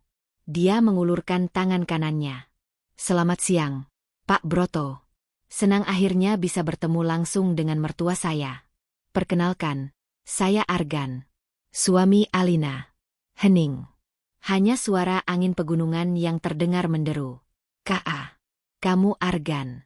Tapi rumornya, gagap Sarah. Wajahnya merah padam, campuran antara rasa malu dan kekaguman yang tidak pada tempatnya. Matanya menelanjangi Argan dari ujung rambut sampai ujung kaki. Tatapan menghina yang tadi dia tujukan padaku, berubah menjadi tatapan lapar dan penuh nafsu. Argan menarik tangannya kembali karena ayah terlalu syok untuk menjabatnya. Argan kembali duduk di sampingku, lalu dengan sengaja merangkul bahuku mesra di depan mereka. Rumor hanyalah rumor, Nona Sarah. Sama seperti rumor yang mengatakan bahwa Pak Broto adalah pengusaha sukses yang menyayangi anaknya. Padahal kenyataannya, Bapak tega menjual putri kandungnya sendiri demi menutupi hutang judi dan kegagalan bisnis. Bukankah begitu? Wajah ayah berubah merah padam karena marah dan malu. Kurang ajar. Kamu anak muda, berani menceramahiku. Aku ini ayahmu sekarang. Sopan sedikit. Argan tertawa dingin. Sopan. Bapak bicara soal sopan santun setelah datang ke rumah orang tanpa diundang, menghina istri pemilik rumah, dan berteriak-teriak seperti preman pasar. Argan menatap ayah tajam, matanya berkilat marah. Dengar baik-baik, Pak Broto. Saya sudah melunasi semua hutang Bapak senilai 50 miliar. Itu harga yang sangat murah untuk mendapatkan permata seindah Alina. Tapi ingat, Uang itu saya berikan sebagai mahar untuk Alina, bukan donasi untuk Bapak foya-foya. Jadi kalau Bapak datang ke sini untuk minta uang lagi, silakan putar balik sekarang juga sebelum saya panggil keamanan untuk menyeret Bapak keluar. Ayah terdiam, tak berkutik. Dia sadar posisinya lemah. Argan Corp adalah pemegang saham mayoritas di perusahaannya sekarang. Melawan Argan berarti bunuh diri. Sarah, yang tidak tahu malu, tiba-tiba maju mendekat. Dia mengubah ekspresi wajahnya menjadi manis. Suara cemprengnya dibuat mendesah manja. Dia ngibas-ngibaskan rambut panjangnya, berusaha menarik perhatian Argan. Aduh, Mas Argan jangan marah-marah dong. Nanti gantengnya hilang loh. Ayah cuma bercanda kok. Lagian, aku nggak nyangka Mas Argan seganteng ini. Kalau tahu dari dulu, aku pasti. Pasti apa? Potong Argan dingin, tanpa melirik Sarah sedikit pun. Dia sibuk membelai punggung tanganku. Sarah menggigit bibir bawahnya, mencoba menggoda. Ya, pasti aku yang akan mengajukan diri buat jadi istri Mas Argan.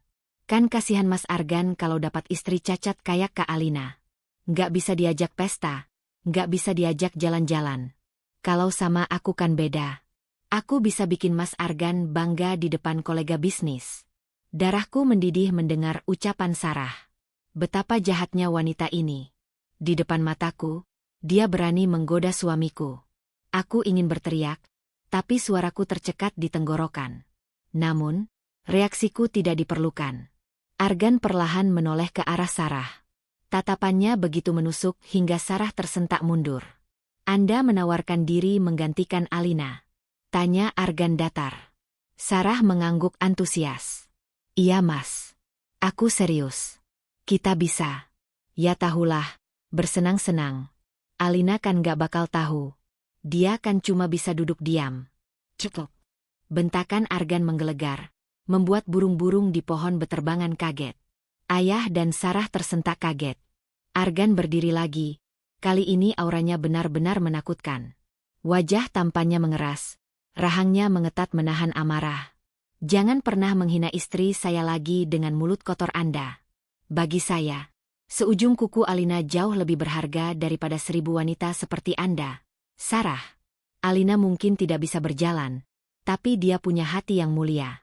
Dia punya ketulusan yang tidak akan pernah Anda miliki. Anda hanya wanita plastik yang silau harta. Cantik di luar, tapi busuk di dalam. Argan menunjuk gerbang keluar. Pergi dari sini sekarang. Dan jangan pernah injakan kaki kalian di properti milik saya lagi. Atau saya pastikan, besok pagi perusahaan Pak Broto akan saya akuisisi penuh dan kalian akan saya miskinkan sampai ke akar-akarnya. Camkan itu. Ayah gemetar ketakutan. Dia menarik tangan Sarah kasar. Ayo pulang. Jangan cari masalah lagi. Tapi ya, cowok itu ganteng banget. Rengek Sarah tidak rela. Matanya masih terpaku pada Argan dengan tatapan obsesif. Diam kamu. Ayo. Mereka berdua berjalan tergopoh-gopoh menuju mobil. Sarah sempat menoleh ke belakang sekali lagi, menatapku dengan tatapan penuh dendam. Tatapan itu seolah berkata, ini belum selesai Alina. Aku akan merebut dia darimu. Mobil SUV itu melaju pergi meninggalkan halaman villa. Debu beterbangan di belakangnya. Setelah mereka pergi, tubuhku lemas.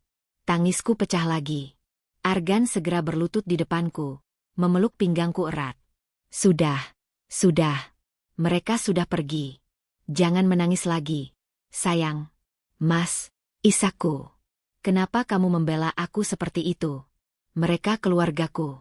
Bukan, Alina. Keluarga itu tempat pulang yang aman. Mereka bukan keluarga. Mereka parasit. Dan tugasku sebagai suamimu adalah melindungimu dari parasit-parasit itu. Kamu aman sekarang. Ada Mas di sini. Argan mencium keningku lama, menyalurkan ketenangan. Tapi jauh di lubuk hatiku, aku merasa gelisah. Tatapan terakhir Sarah tadi. Itu bukan tatapan kekalahan. Itu tatapan seseorang yang sedang menyusun rencana jahat. Aku tahu betul sifat Sarah. Dia tidak akan pernah melepaskan apa yang dia inginkan. Dan sekarang, dia menginginkan suamiku. Malam harinya, kekhawatiranku terbukti. Saat Argan sedang mandi, ponselnya yang tergeletak di atas meja bergetar. Sebuah pesan masuk dari nomor tidak dikenal. Layar ponsel itu menyala, menampilkan isi pesan singkat yang membuat darahku berhenti mengalir. Isi pesan itu, "Hai Mas Argan ganteng. Ini Sarah. Maaf soal tadi siang ya. Kalau Mas Argan bosan sama si lumpuh, aku ada di Hotel Cisarua Indah kamar 302 malam ini. Sendirian loh. Ditunggu ya." Tanganku gemetar membaca pesan itu. Sarah benar-benar nekat. Dia mulai bergerak. Aku menatap pintu kamar mandi yang tertutup. Suara gemericik air terdengar. Pertanyaan jahat mulai merasuk ke pikiranku. Seberapa kuat Argan bisa bertahan? Dia laki-laki normal yang butuh kebutuhan biologis. Sedangkan aku hanyalah istri yang cacat. Jika Sarah menawarkan tubuhnya yang sempurna, apakah Argan akan tergoda? Apakah malaikatku akan jatuh ke dalam pelukan setan? Ketakutan itu mulai menggerogoti kebahagiaan yang baru seumur jagung ini. Malam ini akan menjadi malam yang panjang lagi bagiku. Dan tanpa aku sadari, bahaya yang lebih besar sedang mengintai bukan dari Sarah, melainkan dari masa lalu Argan sendiri yang mulai tercium oleh musuh-musuh bisnisnya. Musuh yang tidak segan-segan melenyapkan siapapun yang menjadi kelemahan Argan. Dan kelemahan itu, sekarang adalah aku. Pintu kamar mandi terbuka. Uap hangat mengepul keluar, membawa aroma sabun maskulin yang segar. Argan melangkah keluar hanya dengan lilitan handuk di pinggang, memperlihatkan tubuh atletisnya yang sempurna. Tetesan air masih mengalir di dada bidangnya. Pemandangan yang seharusnya membuat istri manapun terpesona. Tapi bagiku saat ini, pemandangan itu justru menorehkan luka. Betapa sempurnanya dia, dan betapa rusaknya aku. Argan menyadari ketegangan di wajahku. Dia melihat tanganku yang gemetar memegang ponselnya. Senyum di wajahnya memudar seketika, berganti dengan sorot mata waspada. "Ada apa, Alina? Siapa yang menghubungi?" tanyanya sambil berjalan cepat mendekatiku. Aku tidak sanggup menjawab. Lidahku keluh. Aku hanya menyodorkan ponsel itu padanya dengan tangan gemetar. Layar ponsel masih menyala, menampilkan pesan menjijikkan dari Sarah. Argan mengambil ponsel itu. Matanya menyapu layar sekilas. Rahangnya mengeras seketika. Urat-urat di lehernya menonjol, menahan amarah yang meledak. "Wanita murahan," desis Argan tajam. Dia tidak membuang waktu. Dengan jari jemarinya yang cepat, dia mengetik sesuatu, lalu menekan tombol panggil. Dia meletakkan ponsel itu di mode speaker, lalu menaruhnya di atas meja rias agar aku bisa mendengar. Nada sambung terdengar 2 kali. Lalu suara manja Sarah terdengar memuakkan di seberang sana. "Halo, Mas Argan. Akhirnya nelpon juga. Aku udah nungguin lo di hotel. Kamar aku dingin banget nih. Butuh kehangatan kamu. Kapan sampai sayang?" Aku memalingkan wajah, air mataku menetes. Hati istri mana yang tidak hancur mendengar wanita lain menggoda suaminya sedemikian rupa? Apalagi wanita itu adalah saudaranya sendiri. Argan menatapku. Matanya melembut saat melihat air mataku. Tapi suaranya saat menjawab Sarah terdengar sedingin kutub utara. "Dengar baik-baik, Sarah. Ini peringatan terakhir dari saya." Suara Sarah terhenti sejenak. Lalu dia tertawa gugup. "Kok galak banget sih, Mas? Jangan munafik deh. Laki-laki mana sih yang betah sama istri lumpuh? Aku tahu kamu kesepian kan? Aku bisa kasih apa yang Alina nggak bisa kasih. Tubuh aku sempurna, Mas. Mulus, wangi." "Cukup," bentak Argan menggelegar. "Saya tidak butuh pelacur seperti kamu. Biarpun kamu telanjang di depan saya tidak akan bernafsu sedikitpun. Di mata saya, kamu tidak lebih dari sampah yang dibungkus plastik mahal." Sarah terdengar tersentak. "Ka, kamu kasar banget. Aku cuma mau nyenengin kamu. Saya tidak butuh disenangkan oleh wanita bekas. Dan satu hal lagi, nomor ini akan saya blokir. Jika kamu berani mendekati villa saya, atau menghubungi saya, atau menyakiti hati istri saya lagi, saya pastikan video CCTV saat kamu datang mengemis tadi siang akan tersebar viral di internet. Dan ayahmu akan saya pastikan bangkrut besok pagi. Camkan itu." Tut. Argan mematikan sambungan telepon sepihak. Dia langsung memblokir nomor Sarah. Tanpa ragu, Dia membanting ponsel mahal itu ke sofa, lalu berlutut di hadapanku. Dia menangkup wajahku yang basah dengan kedua tangannya yang hangat. Lihat saya, Alina. Lihat mata saya.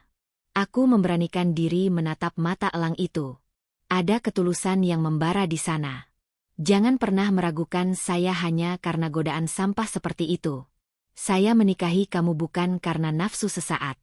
Saya menikahi kamu karena saya mencintai jiwamu. Tubuh bisa menua, bisa sakit, bisa rusak.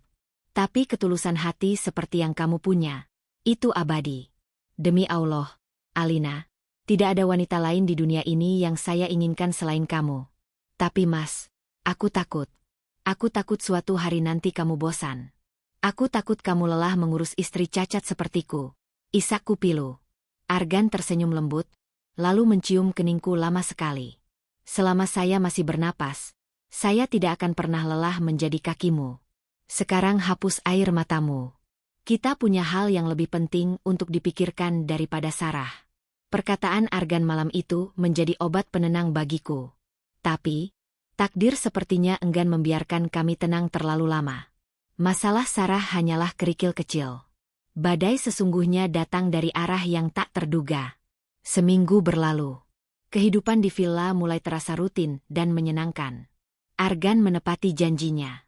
Dia mendatangkan seorang fisioterapis handal dari Singapura bernama Dr. Susan. Setiap pagi, aku harus menjalani sesi terapi yang menyiksa. Kakiku ditekuk, ditarik, dan dipijat dengan keras untuk merangsang saraf-saraf yang mati.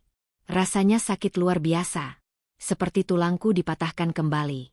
Seringkali aku berteriak kesakitan sampai menangis. Setiap kali aku kesakitan, Argan selalu ada di sana. Dia yang memegang tanganku, menyeka keringatku, dan membisikkan kata-kata penyemangat. Ayo sayang, sedikit lagi. Kamu pasti bisa. Demi kita. Demi jalan-jalan sore kita nanti. Berkat dukungan Argan, ada kemajuan kecil. Jari kaki kananku mulai bisa berkedut sedikit. Itu keajaiban bagiku. Namun, kebahagiaan itu terusik pada suatu sore yang mendung. Argan sedang ada rapat virtual di ruang kerjanya. Aku sedang duduk di teras ditemani Embok, nah yang akhirnya diizinkan Argan untuk tinggal bersama kami di villa. Kami sedang menyulam, hobi lamaku yang sempat tinggalkan. Tiba-tiba, sebuah paket diantar oleh kurir. Paket itu dibungkus rapi dengan kertas kado berwarna merah hati. Tidak ada nama pengirimnya, hanya tertulis untuk Alina. Embok Nah menerima paket itu. Mungkin hadiah dari Tuan Argan, Non. Kan besok ulang tahun pernikahan Non yang ke-1 bulan. Goda Embok Nah. Aku tersenyum malu. Buka saja Embok. Embok Nah membuka bungkusan itu dengan hati-hati. Namun, begitu kotak di dalamnya dibuka, Embok Nah menjerit kaget dan melempar kotak itu ke lantai. Astagfirullah Mali. Ada apa Embok? Aku panik, memutar kursi rodaku mendekat. Mataku terbelalak ngeri melihat isi kotak yang berserakan di lantai. Itu bukan hadiah romantis. Itu adalah sebuah boneka Barbie yang cantik, mengenakan gaun pengantin putih mirip gaunku. Tapi, kedua kaki boneka itu telah dipatahkan dan dibakar hingga gosong. Wajah boneka itu dicoret-coret dengan tinta merah menyerupai darah. Di samping boneka mengerikan itu, ada secari kertas bertuliskan tinta merah. Nikmatilah surgamu selagi bisa, Alina. Karena sebentar lagi, suamimu akan hancur lebur bersama kakimu yang busuk itu. Jantungku berhenti berdetak. Napasku sesak. Teror. Ini teror nyata. Argan. Panggilkan Mas Argan, teriakku histeris. Argan berlari keluar dari ruang kerja begitu mendengar teriakan kami. Wajahnya pucat melihatku menangis histeris. Namun saat matanya melihat boneka rusak di lantai, ekspresinya berubah menjadi dingin dan mematikan. Aura membunuh keluar dari tubuhnya. Dia memungut kertas ancaman itu, membacanya, lalu meremasnya hingga hancur. Siapa yang mengirim ini? Geram Argan pada satpam yang baru saja lari menghampiri. Satpam itu gemetar. Kurir biasa tuan. Pakai helm tertutup dan masker. Plat nomor motornya ditutupi lumpur. Saya lengah tuan, maafkan saya. Argan membanting pot bunga di dekatnya hingga pecah berkeping-keping. Sialan. Mereka sudah mulai bergerak. Mereka siapa, Mas? Siapa yang mau menghancurkan kita? Tanyaku ketakutan, mencengkeram tangan Argan. Argan berlutut, memelukku erat, berusaha menenangkan getaran tubuhku. Maafkan saya, Alina. Saya pikir tempat ini sudah cukup tersembunyi. Ternyata musuh bisnis saya lebih cepat dari dugaan. Musuh bisnis. Argan menghela napas berat. Ada hal yang belum sempat saya ceritakan. Perusahaan saya, Argan Corp, memegang kendali atas banyak tambang dan properti strategis. Banyak yang ingin menjatuhkan saya. Salah satunya adalah Bramantio, rival abadi saya. Dia licik, kejam, dan menghalalkan segala cara. Dulu, dialah yang membakar pabrik saya 10 tahun lalu hingga memunculkan rumor wajah saya hancur. Mata Argan berkilat marah. Dia tahu kelemahan saya sekarang adalah kamu. Dia menggunakan Sarah. Saya yakin Sarah yang memberitahu lokasi villa ini padanya. Pesan ini bukan sekadar ancaman, Alina. Ini pernyataan perang. Malam itu, pengamanan villa diperketat 3 kali lipat. Argan menyewa 1 regu pengawal profesional yang berjaga di setiap sudut. Aku tidak diizinkan keluar kamar selangkah pun. Suasana villa yang tenang berubah menjadi benteng pertahanan yang mencekam. 2 hari kemudian, Argan harus pergi ke Jakarta. Ada masalah mendesak di kantor pusat yang tidak bisa diwakilkan. Saham perusahaannya anjlok drastis karena sabotase isu lingkungan yang disebarkan oleh pihak lawan. Dia harus hadir untuk konferensi pers atau perusahaannya akan hancur. Sebenarnya saya berat meninggalkanmu, Alina. Tapi kalau saya tidak pergi, kita akan kehilangan segalanya, kata Argan sambil mengecup keningku saat subuh. Dia sudah rapi dengan setelan jasnya.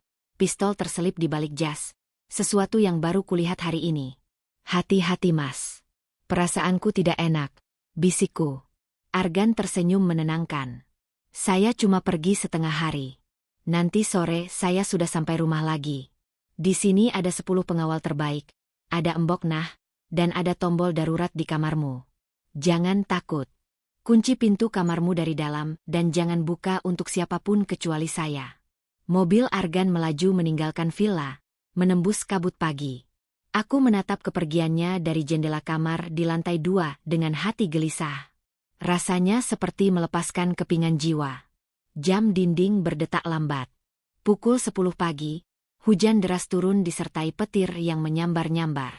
Langit gelap gulita seperti malam hari. Aku hanya duduk di atas sajadah, berzikir tiada henti, memohon perlindungan Allah. Pukul 12 siang. Tiba-tiba, pet. Lampu di seluruh villa mati. Kegelapan menyelimuti ruanganku. AC mati. Suasana menjadi pengap dan senyap. Hanya suara hujan yang terdengar mendominasi. Embok nah, panggilku. Tapi suaraku tenggelam oleh suara guntur. Jeder. Aku meraba-raba mencari ponselku untuk menyalakan senter. Tapi sebelum aku menemukannya, aku mendengar suara gaduh dari lantai bawah. Suara teriakan, suara benda jatuh, dan suara tembakan peredam. Cef, cef. Jantungku serasa mau copot. Pengawal. Apakah mereka diserang? Aku memutar kursi rodaku mundur ke sudut ruangan, bersembunyi di balik lemari besar. Tanganku gemetar memegang tasbih pemberian embok nah. Suara langkah kaki berat terdengar menaiki tangga. Langkah kaki itu berbeda dengan langkah Argan. Langkah ini kasar, menyeret, dan banyak. Bukan 1 orang. Pintu kamarku digedor keras. Bra. Bra. Bra. Buka pintunya, Nyonya Argan. Kami tahu Anda di dalam. Suara pria asing terdengar berat dan kasar.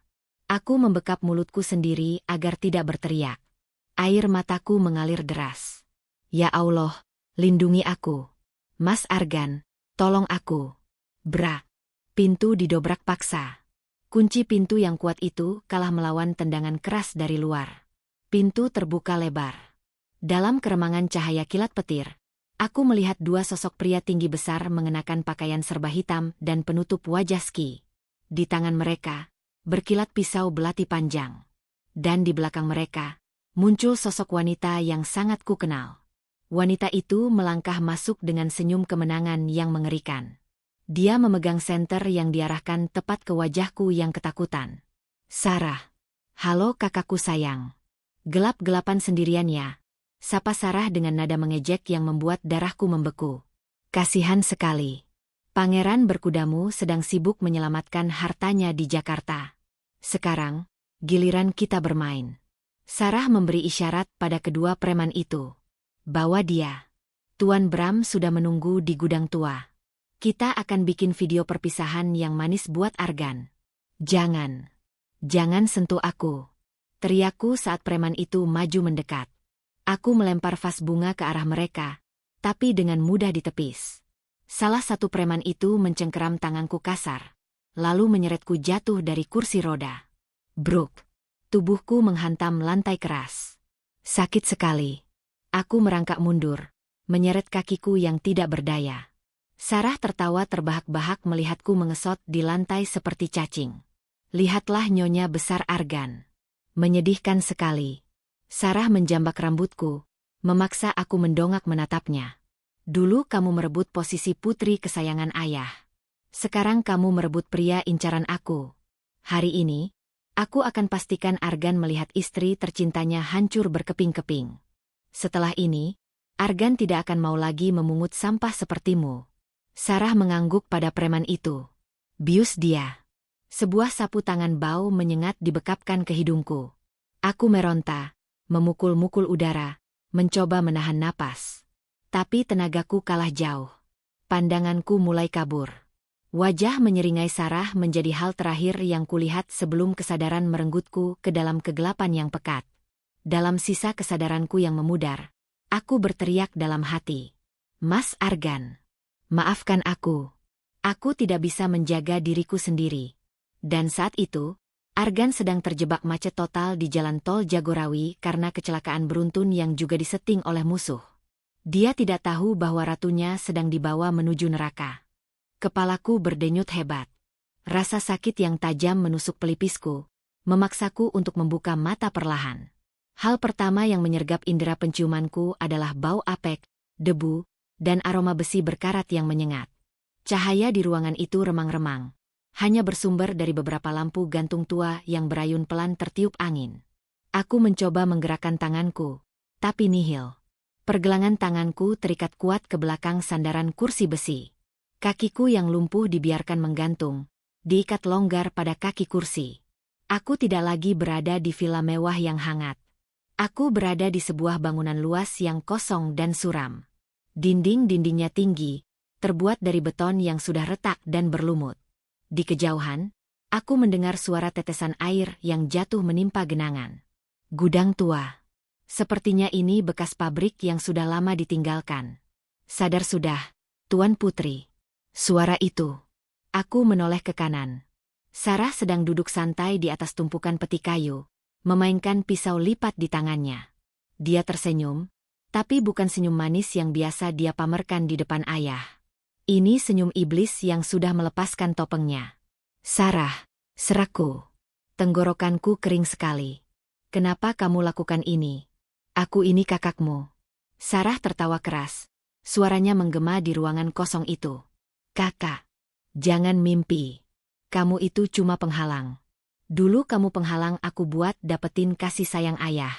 Sekarang kamu penghalang aku buat dapetin Argan dan hartanya. Asal kamu tahu ya Alina, aku muak lihat kamu sok suci, sok tersakiti, tapi selalu dapat yang terbaik. Sarah turun dari peti kayu, berjalan mendekatiku. Dia menjambak kerudungku hingga kepalaku terdongak. Lihat dirimu. Lumpuh. Lemah. Jelek. Apa sih yang Argan lihat dari wanita cacat kayak kamu? Sampai-sampai dia berani menghina aku demi membela sampah sepertimu. Sarah menempelkan bilah pisau dingin itu ke pipiku. Aku gemetar ketakutan. Air mata mulai mengalir membasahi pipi. Jangan Sarah. Tolong lepaskan aku.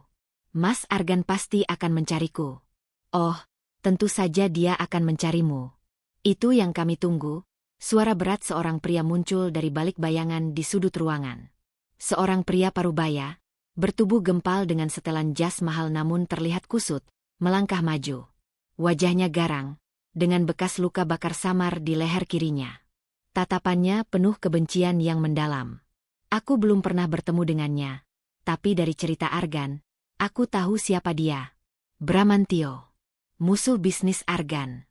Jadi ini kelemahan si Argan yang sombong itu, kata Bramantio sambil mengamatiku seperti mengamati tikus percobaan. Ternyata seleranya rendah juga. Wanita lumpuh. Apa mau Anda, Tuan Bramantio? Tanyaku memberanikan diri meski suaraku bergetar. Bramantio menyeringai. Aku mau Argan hancur.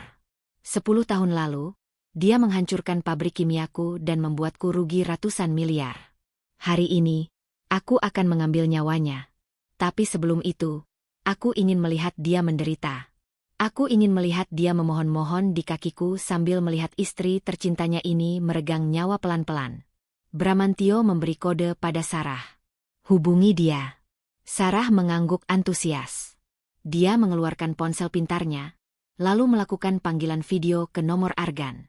Ponsel itu diletakkan di atas tripod tepat di depan wajahku. Disinari lampu sorot agar wajah ketakutanku terlihat jelas. Tut, tut. Hanya 2 kali dering, panggilan itu langsung diangkat. Wajah Argan muncul di layar ponsel Sarah. Wajahnya terlihat panik, keringat membasahi keningnya. Dia sedang berada di dalam mobil yang melaju kencang. Alina, teriak Argan begitu melihat wajahku di layar. Alina, kamu di mana sayang? Kamu terluka. Mas Argan, teriakku sambil menangis. Mas tolong aku.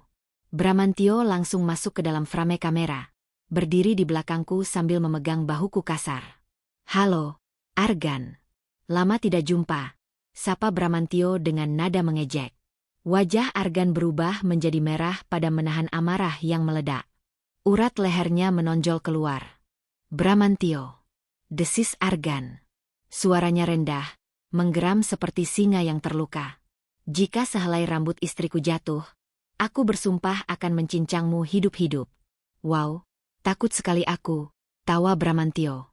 Dengar Argan. Istrimu ada di gudang semen tua di Citerep. Aku beri kau waktu 1 jam untuk datang ke sini sendirian. Jangan bawa polisi. Jangan bawa pengawal. Kalau kau melanggar, atau kau terlambat 1 menit saja. Bramantio mengeluarkan pistol dari balik jasnya, lalu menempelkan moncong pistol itu ke pelipisku. Dor. Kepala istrimu yang cantik ini akan berlubang. Jangan. Teriak Argan histeris. Jangan sentuh dia. Aku akan datang. Aku akan berikan apapun yang kau minta.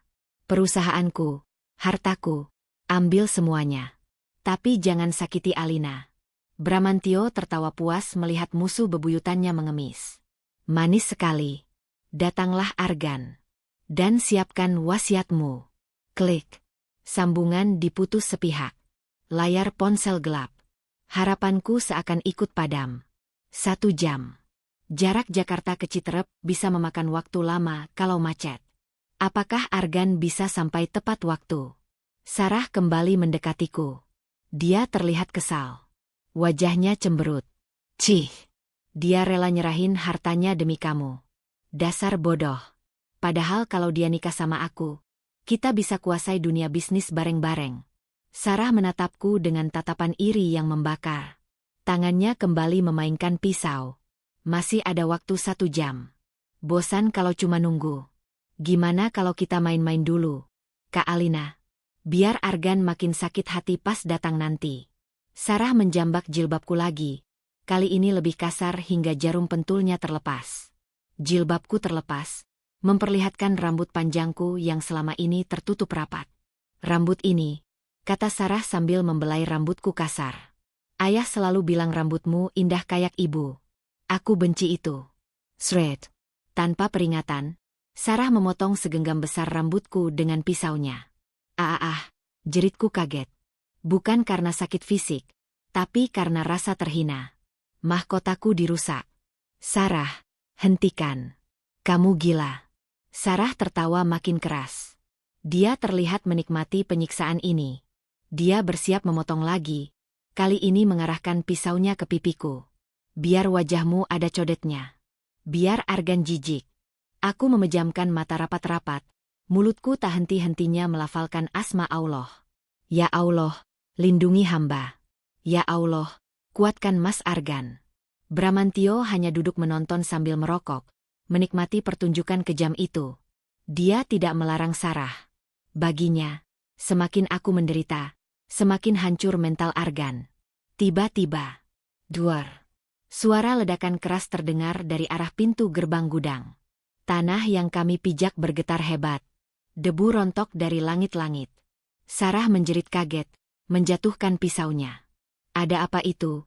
Teriak Bramantio panik. Belum sempat preman-preman penjaga gudang memeriksa. Suara deru mesin mobil yang sangat kencang terdengar mendekat. Bukan suara mobil biasa. Itu suara mesin monster. Braaak. Dinding seng di sisi kanan gudang jebol ditabrak oleh sebuah mobil SUV hitam berlapis baja. Mobil itu menerobos masuk ke dalam gudang, menabrak tumpukan peti kemas hingga berantakan. Mobil itu berhenti tepat 10 meter dari tempatku disekap. Asap mengepul dari kap mesin mobil yang penyok. Pintu pengemudi terbuka. Sesosok pria keluar dari balik asap. Dia tidak memakai jas rapi lagi. Kemeja putihnya sudah digulung. Ada noda darah di lengannya. Wajahnya bukan lagi wajah malaikat yang lembut. Wajahnya adalah wajah dewa perang yang siap mencabut nyawa. Matanya merah menyala, menatap lurus ke arah Bramantio dan Sarah. Di tangan kanannya, dia memegang sebuah linggis besi panjang yang entah didapat dari mana. Di tangan kirinya, dia menyeret salah satu preman penjaga luar yang sudah babak belur tak sadarkan diri. Argan melempar tubuh preman itu ke kaki Bramantio. 1 menit, desis Argan. Suaranya menggema di seluruh gudang, lebih menakutkan daripada suara ledakan tadi. Kau bilang 1 jam. Aku sampai dalam 20 menit. Bramantio mundur selangkah, wajahnya pucat. Bah, bagaimana bisa kau sampai secepat itu? Dan mobil itu? Argan tidak menjawab. Dia melangkah maju pelan-pelan. Setiap langkah kakinya menimbulkan gema yang mencekam. Preman-preman sewaan Bramantio yang berjumlah 5 orang langsung mengepung Argan, mengeluarkan golok dan rantai besi. Habisi dia! Teriak Bramantio panik. 5 preman itu menyerbu Argan bersamaan. Aku berteriak, Mas Argan, awas! Tapi detik berikutnya membuat mataku terbelalak. Aku lupa bahwa suamiku adalah pria yang pernah hidup keras di jalanan sebelum menjadi konglomerat. Dia bukan pria manja yang hanya bisa duduk di balik meja. Argan bergerak secepat kilat. Dia menangkis serangan golok preman pertama dengan linggis besinya. Terang! Bunyi besi beradu. Dengan gerakan memutar, Argan menendang lutut preman itu hingga terdengar bunyi, krak, patah tulang. Preman kedua menyerang dari belakang. Argan menunduk, lalu menyikut perut lawannya dengan keras. Satu persatu preman itu tumbang di tangan Argan. Dia bertarung seperti orang kesurupan. Kemarahan memberinya kekuatan 10 kali lipat. Dia tidak peduli pukulan yang mengenai punggungnya. Matanya hanya tertuju padaku. Dalam waktu kurang dari 5 menit, 5 preman itu sudah terkapar mengerang kesakitan di lantai. Argan berdiri tegak di tengah-tengah tubuh mereka. Napasnya memburu, darah segar mengalir dari pelipisnya yang tergores. Dia menatap Bramantio yang kini gemetar memegang pistol dengan tangan berkeringat. Sarah sudah lari bersembunyi di balik drum minyak, menangis ketakutan melihat kebrutalan Argan. Lepaskan istriku, ucap Argan dingin, melangkah maju lagi. Jangan mendekat, teriak Bramantio histeris. Dia mengarahkan pistolnya ke arahku lagi. Aku tembak dia. Aku tembak. Dor. Suara tembakan meletus. Aku menjerit, memejamkan mata, menunggu rasa sakit menembus tubuhku. Tapi rasa sakit itu tidak datang. Hening. Aku membuka mata perlahan. Pemandangan di depanku membuat jantungku berhenti berdetak. Argan berdiri kaku sekitar 2 meter di depanku. Dia merentangkan kedua tangannya lebar-lebar. Di dada kirinya, kemeja putihnya mulai memerah. Darah segar merembes keluar dengan cepat. Dia menjadikan badannya sendiri sebagai tameng. Dia melompat tepat saat Bramantio menarik pelatuk, membiarkan peluru itu menembus dadanya demi melindungiku. Mas Argan! Teriakku histeris, suaraku pecah memenuhi gudang. Argan terhuyung. Kakinya goyah. Dia jatuh berlutut. Darah mengucur deras dari mulutnya. Tapi dia tidak melihat lukanya. Dia menatapku, tersenyum lemah. Kamu tidak apa-apakan, Alina, bisiknya terbata-bata. Bramantio tertawa gila melihat Argan jatuh. Mampus kau. Akhirnya sang raja mati juga. Bramantio bersiap menembak lagi untuk memastikan kematian Argan. Namun, di saat kritis itu, sirene polisi meraung-raung dari luar. Puluhan lampu merah biru menyinari gudang. Pasukan brimob bersenjata lengkap menyerbu masuk dari segala arah. Angkat tangan. Jangan bergerak. Bramantio panik. Dia mencoba lari lewat pintu belakang, tapi terlambat. 2 peluru karet polisi menghantam kakinya. Dia tersungkur dan langsung diringkus. Sarah yang bersembunyi juga diseret keluar sambil berteriak histeris memanggil ayah. Tapi aku tidak peduli pada mereka. Pikiranku hanya tertuju pada satu orang. Petugas polisi segera melepaskan ikatan tanganku. Begitu terlepas, aku tidak peduli kakiku lumpuh. Aku menjatuhkan diriku dari kursi, menyeret tubuhku di lantai yang kotor penuh debu dan darah, merayap menuju tubuh suamiku yang terbaring. Mas Argan.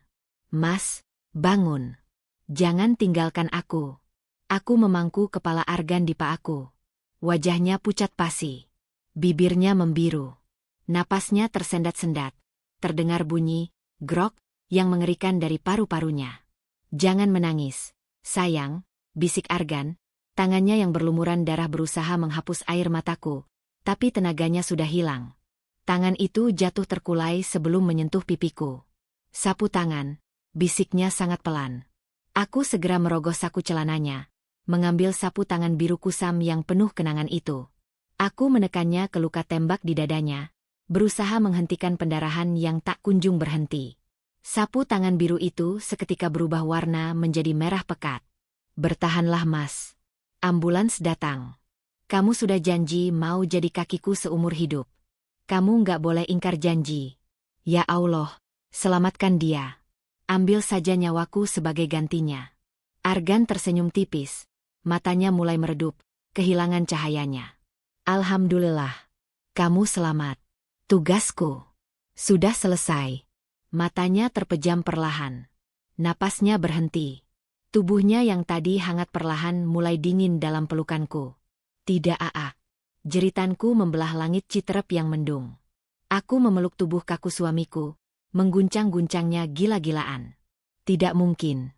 Tidak mungkin kisah kami berakhir di sini. Tidak mungkin Allah mempertemukan kami hanya untuk memisahkan kami dengan cara sekejam ini. Petugas medis datang, berusaha menarikku agar mereka bisa memeriksa Argan. Tapi aku menolak melepaskannya. Aku meraung-raung seperti orang gila, memeluk jasad pria yang baru saja mengajarkanku arti cinta sejati. Di tengah keputusasaan itu, aku merasakan sebuah tangan menepuk bahuku. Salah satu petugas medis memeriksa nadi leher Argan, lalu menatapku dengan wajah sedih. Maaf, Bu. Denyut nadinya sangat lemah. Hampir tidak teraba. Kita harus membawanya ke rumah sakit sekarang. Ini masa kritis. Kemungkinan selamatnya sangat tipis. Kata-kata itu menghantamku lebih keras daripada truk yang membuatku lumpuh dulu. Sangat tipis. Saat Tandu membawa tubuh Argan pergi, aku menatap langit-langit gudang tua itu dengan tatapan kosong. Hatiku mati rasa. Jika Argan pergi, maka Alina pun ikut mati bersamanya. Dan di sanalah, di tengah genangan darah cinta sejatiku, aku bersumpah. Jika Argan selamat, aku akan mewakafkan sisa hidupku hanya untuk melayaninya.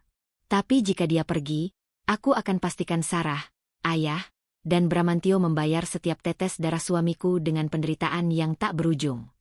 Lorong rumah sakit itu terasa dingin dan panjang, seolah tak berujung. Lampu neon putih di langit-langit berdengung pelan, menemani detak jantungku yang berpacu dengan ketakutan. Sudah 8 jam. 8 jam lamanya Argan berada di dalam ruang operasi. Lampu indikator di atas pintu masih menyala merah, menandakan perjuangan antara hidup dan mati masih berlangsung di dalam sana. Aku duduk terpaku di kursi tunggu, masih mengenakan baju yang penuh dengan noda darah suamiku yang mulai mengering dan berubah warna menjadi coklat tua. Bau amis darah itu masih tercium kuat, menjadi pengingat mengerikan akan pengorbanan Argan.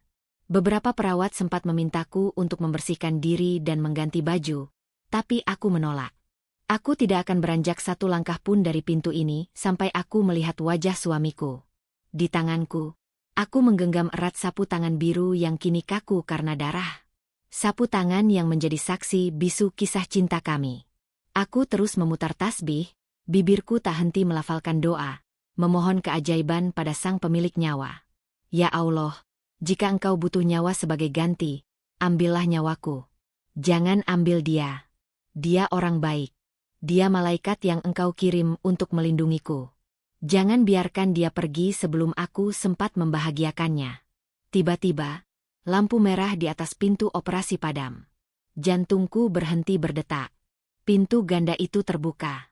Seorang dokter bedah senior keluar dengan masker yang masih menggantung di leher. Wajahnya tampak lelah, keringat membasahi keningnya.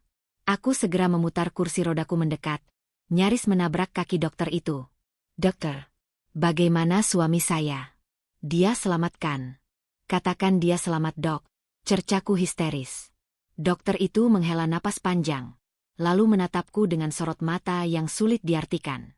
Dia melepas sarung tangan karetnya perlahan. Bu Alina, suami ibu adalah pejuang yang tangguh. Kalimat pembuka itu membuatku menahan napas. Peluru itu menembus rongga dada kiri, menghancurkan 2 tulang rusuk dan nyaris merobek serambi jantungnya. Pendarahannya sangat hebat. Sempat terjadi henti jantung 2 kali di meja operasi. Henti jantung. Kakiku lemas. Dunia serasa berputar. Tapi, lanjut dokter itu cepat melihat wajahku yang memucat. Alhamdulillah. Keajaiban itu ada. Peluru itu meleset hanya 2 mm dari arteri utama. Kami berhasil mengangkat proyektilnya dan menghentikan pendarahan. Kondisinya saat ini kritis tapi stabil. Dia akan dipindahkan ke ruang ICU untuk pemantauan intensif selama 24 jam ke depan. Jika dia bisa melewati malam ini, insya Allah harapan hidupnya besar. Tangisku pecah seketika. Bukan tangis kesedihan, tapi tangis rasa syukur yang membuncah. Aku bersujud syukur di lantai rumah sakit yang dingin. Tidak peduli orang-orang melihatku. Terima kasih ya Allah. Terima kasih.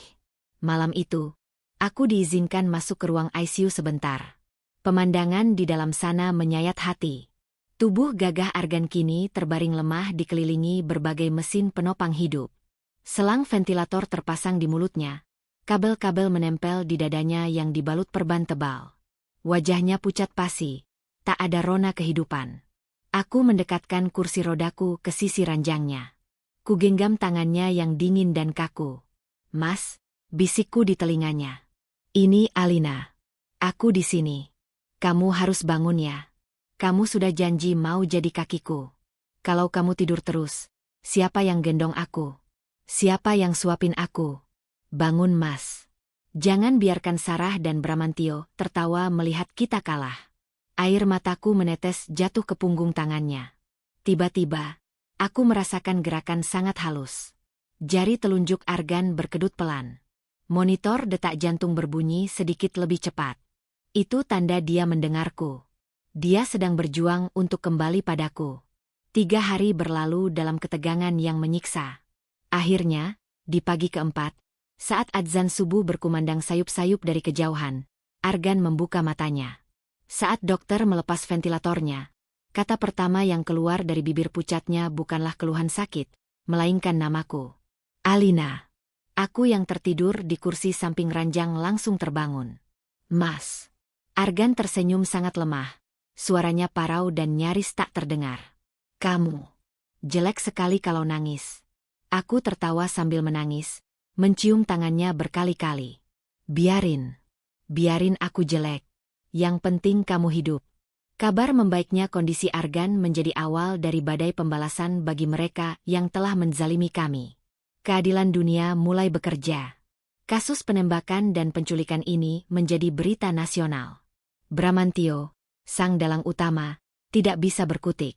Bukti rekaman CCTV di gudang dan kesaksian para preman yang tertangkap membuatnya terjerat pasal berlapis.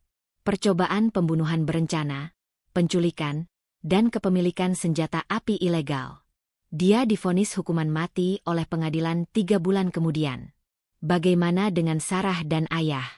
Nasib mereka lebih menyedihkan daripada kematian.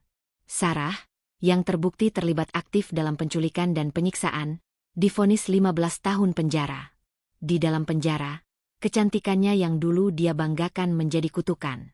Wajahnya kusam, tubuhnya kurus kering karena depresi.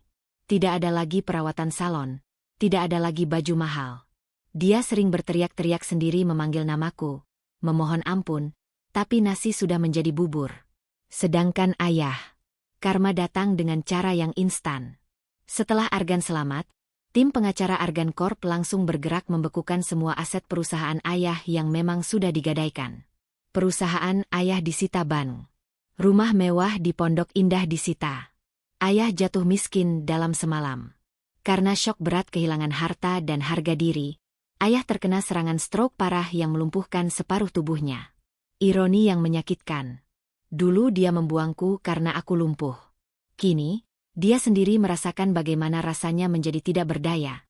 Terbaring di kontrakan sempit tanpa ada anak yang merawatnya karena Sarah dipenjara dan istri keduanya kabur membawa sisa perhiasan. Suatu sore, setelah Argan sudah diperbolehkan pulang dan menjalani rawat jalan di villa, aku meminta izin padanya untuk menjenguk ayah. "Kamu yakin?" tanya Argan yang duduk di kursi roda di teras, memegang tanganku. Luka di dadanya masih nyeri, tapi senyumnya sudah kembali hangat. Aku mengangguk. "Yakin, Mas. Biar bagaimanapun, dia ayahku. Aku ingin menunjukkan padanya bahwa anak yang dia buang ini hidup bahagia karena doa dan cinta suami yang dia hina." Kami datang ke kontrakan kumuh itu. Bau obat dan pesing menyengat hidung. Di atas kasur tipis di lantai, ayah terbaring kaku. Matanya melotot saat melihat kedatangan kami. Dia berusaha bicara, tapi bibirnya miring. Hanya suara erangan tidak jelas yang keluar. Lina. Aku mendekat, menatap wajah tua yang dulu begitu angkuh itu. Tidak ada lagi kemarahan di hatiku, hanya rasa kasihan yang mendalam. "Ayah," sapaku lembut. "Aku datang sama Mas Argan. Kami berdua memaafkan ayah." Air mata menetes dari sudut mata ayah.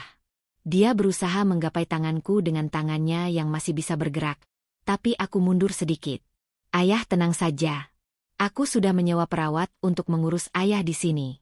Biaya hidup ayah akan kami tanggung. Tapi, aku tidak bisa membawa ayah tinggal bersama kami. Luka yang ayah torehkan terlalu dalam. Biarlah ini menjadi cara ayah menebus dosa-dosa ayah pada ibu dan pada kami. Bertobatlah ya, selagi napas masih ada." Kami meninggalkan ayah yang menangis tersedu-sedu dalam penyesalan yang terlambat. Di dalam mobil, Argan merangkulku erat. "Saya bangga padamu, Alina. Hatimu seluas samudra." Waktu terus bergulir. 6 bulan pasca tragedi Gudang Tua. Pagi ini udara puncak sangat cerah. Di taman belakang villa, Argan sedang duduk membaca koran sambil menikmati kopi. Kondisinya sudah pulih total. Meski bekas luka tembak itu akan membekas selamanya di dadanya sebagai tanda cinta. Aku keluar dari pintu kaca menuju taman. Tapi kali ini, ada yang berbeda. Aku tidak menggunakan kursi roda.